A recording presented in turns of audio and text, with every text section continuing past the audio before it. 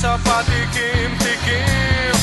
Pinilit kong gustuhin, bisyo'y nagsimulang lumalim. Kaya ngayon ang hirap tanggalin.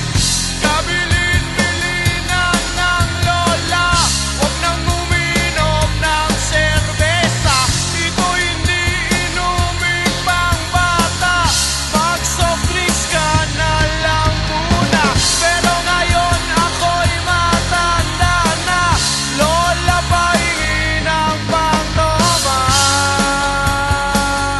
Ayan na nga, tumataas na ang amats ko, kasi laklak maghapon magdamag.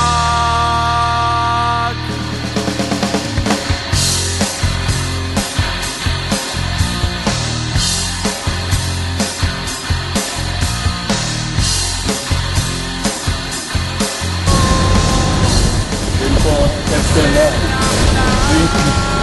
Ayun nito. Ito po, ulit po. Yan po.